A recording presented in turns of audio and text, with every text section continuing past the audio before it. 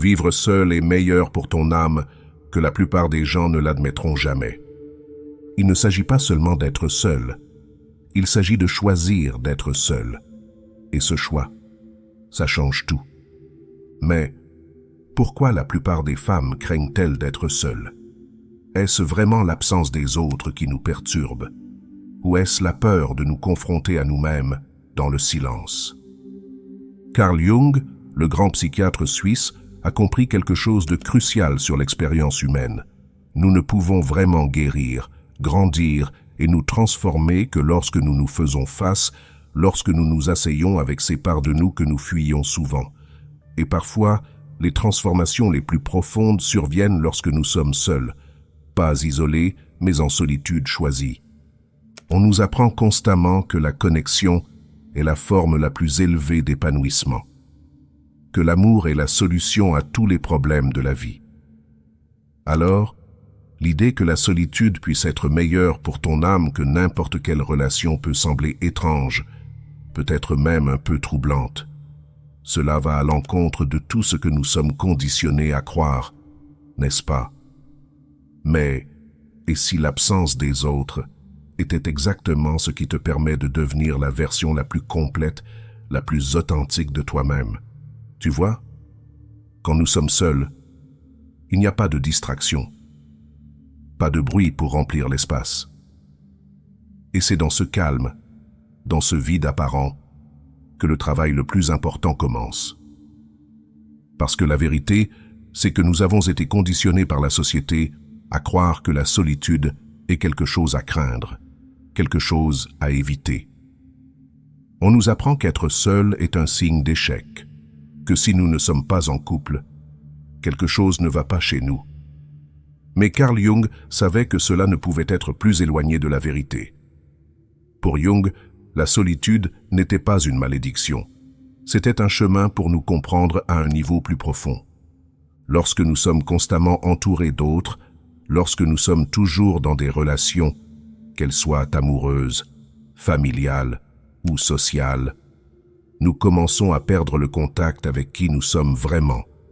Nous commençons à nous définir à travers le regard des autres, cherchant la validation, l'approbation et l'acceptation à l'extérieur de nous-mêmes. Mais voici le hic. Lorsque nous perdons de vue notre propre essence, lorsque nous oublions qui nous sommes sans l'influence de personne d'autre, nous cessons de vivre authentiquement. Réfléchis-y un instant. À quand remonte la dernière fois où tu as été vraiment seul, sans distraction, sans attente du monde extérieur? À quand remonte la dernière fois où tu as eu l'espace de t'asseoir avec tes propres pensées, de réfléchir vraiment à qui tu es et à ce dont tu as besoin? C'est difficile, n'est-ce pas? Le silence semble inconfortable, presque insupportable parfois. Mais c'est dans ce silence, dans cet inconfort, que nous commençons à guérir. Nous commençons à confronter les parts de nous-mêmes que nous évitions. Et oui, c'est dur. Faire face à nos émotions non résolues peut être profondément déstabilisant. Mais c'est aussi libérateur, parce que dans ce calme, l'opportunité nous est donnée de renouer avec notre vrai moi. Et lorsque nous sommes enfin capables de faire face aux parts de nous que nous fuyons, nous pouvons commencer le processus de guérison. Nous pouvons lâcher le passé, les vieilles empreintes émotionnelles, les rejets et abandons que nous avons portés si longtemps. Jung a compris quelque chose que la plupart des gens ignorent. La vraie guérison ne vient pas de l'extérieur. Elle ne vient pas des autres, des relations, de la validation. Elle vient de l'intérieur. Et parfois, la seule façon d'accéder à ce puits profond de guérison est par la solitude. C'est dans les moments où nous sommes seuls, où il n'y a personne pour qui jouer un rôle, que notre vrai moi peut commencer à émerger. Mais voilà le problème. Nous ne voulons souvent pas nous faire face. C'est inconfortable, c'est douloureux. Alors, à la place, nous remplissons le silence de distraction. Nous cherchons constamment de la compagnie, nous cherchons la validation dans le regard des autres. Nous cherchons quelqu'un pour nous compléter. Nous avons peur d'être seuls, parce que cela nous force à confronter les parts de nous que nous préférerions laisser enfouies. Mais quand nous fuyons la solitude, nous fuyons l'opportunité de guérir vraiment. Maintenant, je sais que certaines d'entre vous pensent peut-être « mais je ne veux pas être seul. Je veux de la connexion. Je veux de l'amour. » Et c'est naturel. Nous aspirons toutes à la connexion. Cela fait partie de notre nature humaine. Mais, et si la connexion même que tu recherches t'attendait à l'intérieur de toi? Et si l'amour que tu as poursuivi auprès des autres ne pouvait vraiment être trouvé que lorsque tu apprends d'abord à t'aimer toi-même? La solitude ne consiste pas à être isolé ou à se sentir seul. Il ne s'agit pas de se couper du monde ou de rejeter complètement les relations. Il s'agit de créer un espace pour toi-même afin de renouer avec ta propre âme, de trouver ton propre centre, de guérir les blessures que personne d'autre ne peut guérir pour toi. Et quand tu fais cela, quand tu embrasses vraiment ta propre complétude, les relations qui entrent dans ta vie seront plus riches, plus épanouissantes et plus authentiques. Tu vois, le plus grand cadeau que tu puisses te faire est le cadeau de la solitude. Et c'est là que la vraie magie opère. Parce que lorsque tu cesses de dépendre des autres pour définir qui tu es, lorsque tu cesses de chercher la validation du monde extérieur, tu peux enfin commencer à vivre en tant que ton moi vrai et authentique. Et quand tu fais cela, tu commenceras à attirer des relations qui sont en alignement avec ta véritable essence, non pas parce que tu as besoin de quelqu'un pour te compléter, mais parce que tu es déjà complète. Nous vivons dans un monde qui ralentit rarement. Être seul est vu comme un problème à résoudre, pas comme un choix à respecter. Mais il y a une vraie différence entre se sentir seul et choisir le calme. Et ce choix, il peut changer la façon dont tu te perçois. Le sentiment de solitude vient du besoin de quelqu'un ou quelque chose d'extérieur pour se sentir complète. La solitude choisie, en revanche, est une décision consciente d'être avec soi-même. Il s'agit de choisir de prendre du recul par rapport au bruit du monde, à la pression des attentes sociales, pour renouer avec qui tu es sous la surface. Dans la solitude, tu n'évites rien. Tu ne fuis pas le monde. En fait, tu t'engages dans l'une des formes les plus importantes de soin de soi possible, l'acte d'apprendre à connaître ton vrai moi. Dans la solitude, tu peux enfin arrêter de jouer un rôle. Chaque jour, nous portons différents masques, au travail, à la maison, avec des amis ou dans nos relations. Nous jouons des rôles qui ne reflètent souvent pas vraiment qui nous sommes, et dans ce processus, nous perdons le contact avec notre moi authentique. Nous sommes tellement occupés à plaire aux autres, à correspondre à leurs attentes, que nous oublions ce que c'est que de simplement être. La solitude te donne l'espace pour te défaire de ces rôles, pour enlever les masques et pour explorer qui tu es sans avoir besoin de l'approbation des autres. Il y a une puissance là-dedans. Il y a une liberté à ne pas avoir à être quoi que ce soit pour qui que ce soit, à ne pas avoir à entrer dans un moule ou à répondre aux besoins de quelqu'un d'autre. Et à travers cette liberté, tu commences à réaliser quelque chose de profond. Plus tu t'autorises à être vraiment toi, sans besoin de validation, plus tu apprends à connaître et à apprécier ta propre valeur. C'est un processus de découverte de soi que personne d'autre ne peut te donner, qu'aucune relation ne peut combler. C'est ici que le concept d'individuation de Carl Jung entre en jeu. L'individuation est le processus qui consiste à devenir qui tu es vraiment, pas qui le monde veut que tu sois, pas qui on t'a dit d'être, mais qui tu es au fond de toi. Ce processus ne peut pas se produire lorsque tu es constamment prise dans les attentes et les jugements des autres. Il ne peut pas se produire lorsque tu es toujours entouré de gens, de relations ou de distractions. Il ne peut se produire que lorsque tu es seul, lorsque tu as le temps et l'espace de t'asseoir avec toi-même, de questionner, de réfléchir et de comprendre vraiment tes propres désirs, peurs et passions. Cela ne signifie pas rejeter complètement les relations. Au contraire, lorsque tu embrasses la solitude et apprends à te comprendre pleinement, Les relations dans lesquelles tu entres deviennent plus saines et plus authentiques. Tu cesses de chercher quelqu'un pour te compléter. Au lieu de cela, tu entres dans les relations avec un sentiment de complétude, sachant que tu es déjà suffisante. Et c'est alors que tu peux vraiment expérimenter le genre d'amour qui est profond, équilibré et libre du besoin de réparer ou d'être réparé.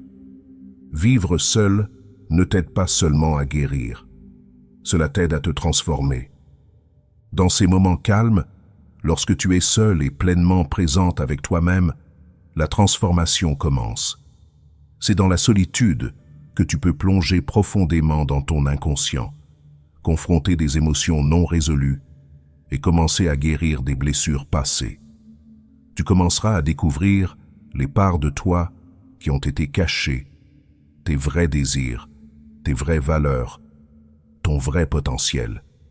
Oui, cela peut sembler solitaire ou désorientant, mais c'est là que la magie opère. C'est dans cette crudité, dans cette vulnérabilité, que tu commences à te libérer des schémas qui t'ont retenu. Tu cesses de réagir par peur ou insécurité et tu commences à vivre avec intention. Tu commences à te choisir toi-même plutôt que les attentes des autres. Et c'est alors que tu expérimentes la vraie paix et la vraie puissance. Alors pourquoi vivre seul est-il meilleur pour ton âme que n'importe quelle relation? Parce que dans la solitude, tu redécouvres qui tu es vraiment. Tu renoues avec ton essence, ton authenticité et ta force. C'est dans la solitude que tu cesses de dépendre de sources externes pour la validation et commences à trouver cette validation de l'intérieur. C'est dans la solitude que tu cesses de chercher quelqu'un pour combler le vide et qu'au lieu de cela, tu réalises que le vide n'a jamais vraiment existé.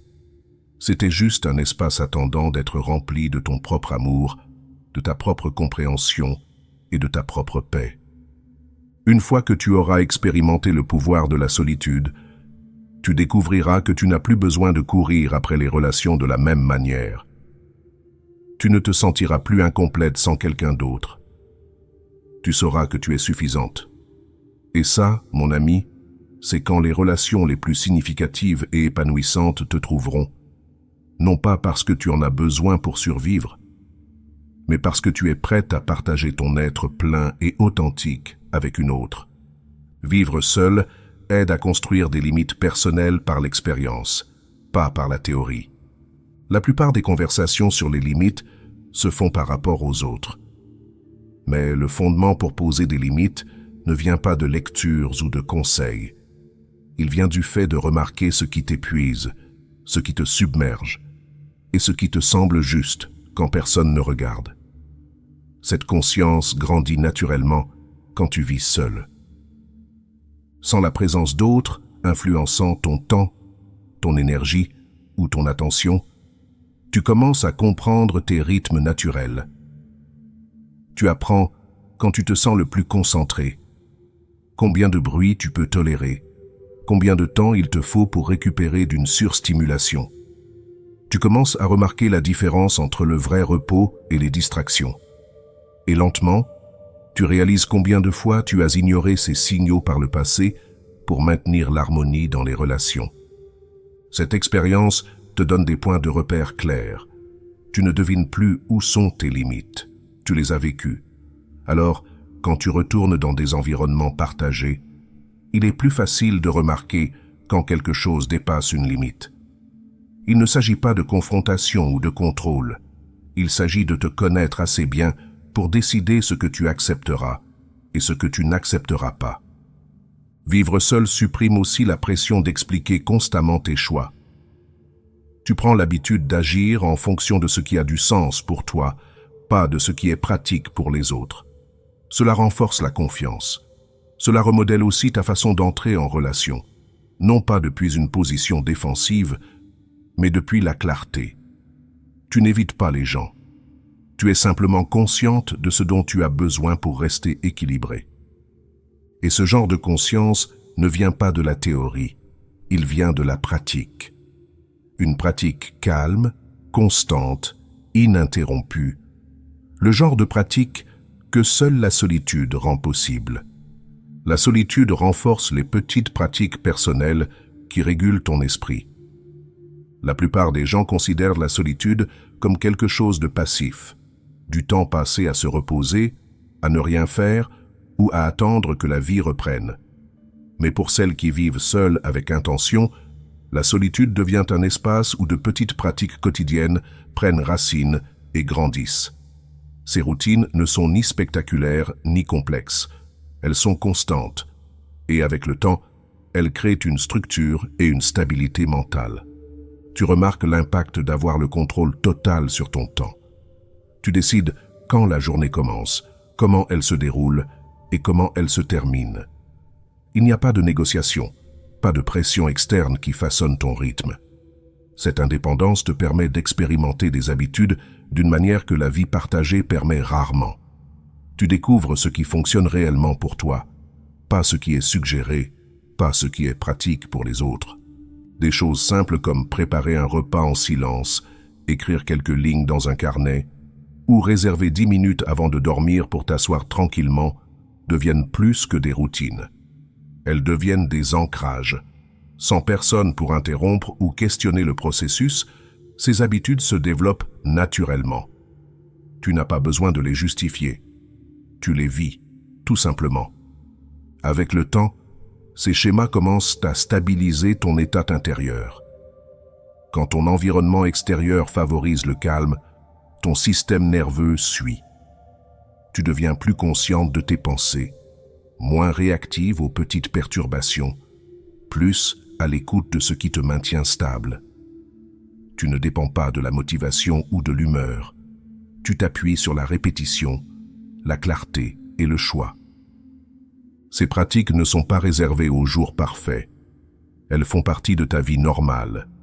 Et c'est ce qui leur donne leur pouvoir. Elles ne nécessitent personne d'autre. Elles ne dépendent de rien d'extérieur à toi.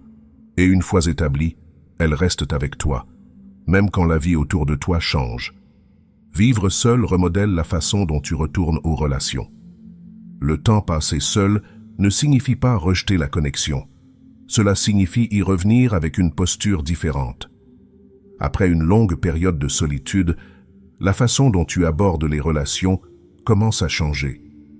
Tu ne cherches plus quelqu'un pour apaiser ton inconfort ou te donner une direction. Tu possèdes déjà les deux, pas parfaitement, mais assez pour cesser d'externaliser ce qui est personnel. Tu commences à remarquer des schémas que tu ignorais auparavant. La rapidité avec laquelle tu faisais des compromis, la facilité avec laquelle tu t'adaptais pour éviter les tensions. Quand tu as vécu seul assez longtemps pour connaître tes préférences et tes limites, ces tendances ne refont pas surface de la même manière. Tu te rattrapes plus tôt. Tu questionnes les choix plus honnêtement.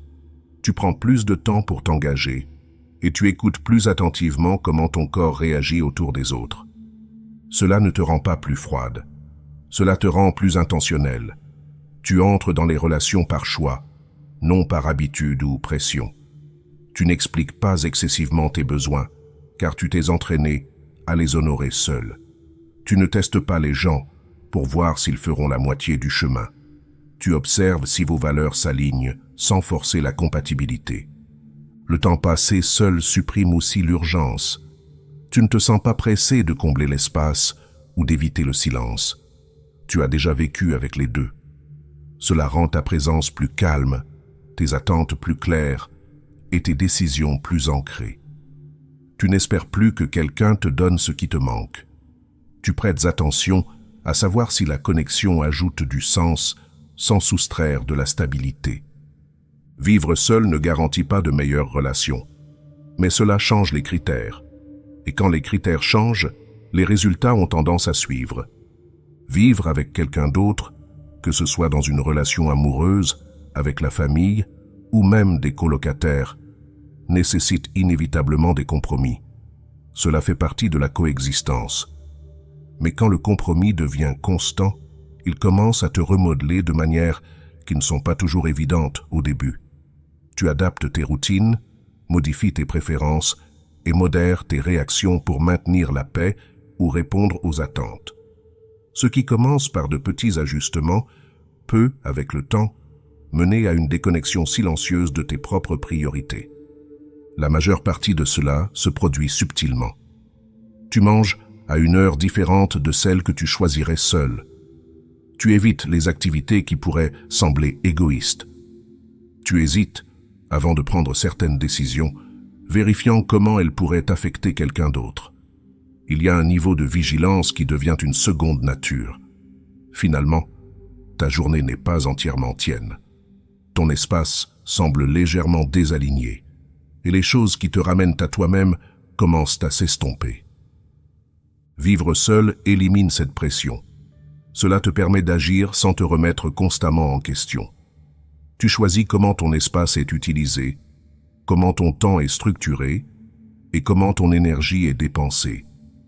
Tu n'as pas à faire de compromis sur les petits conforts, ni à filtrer tes pensées pour maintenir l'harmonie.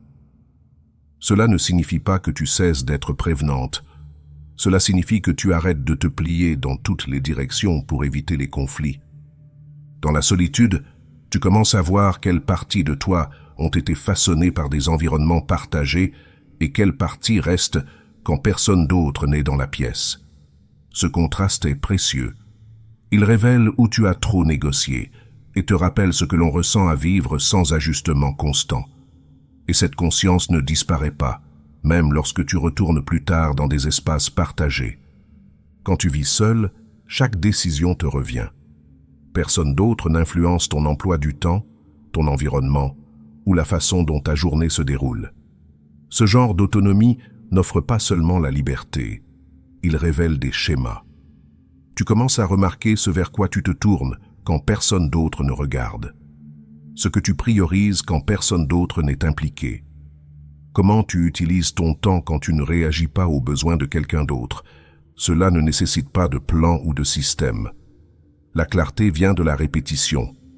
Tu découvres de combien de repos tu as réellement besoin, comment tu aimes commencer tes matinées, quel type de routine te font sentir concentré et stable.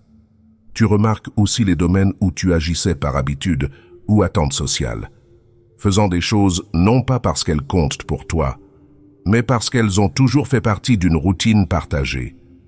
Vivre seul te donne l'espace pour supprimer ce qui ne fonctionne pas. Tu peux abandonner les bouches-trous et les activités qui ne t'ont jamais semblé alignées. Tu commences aussi à investir davantage dans les choses qui ont une réelle valeur pour toi, même si elles sont calmes, solitaires ou banales pour les autres.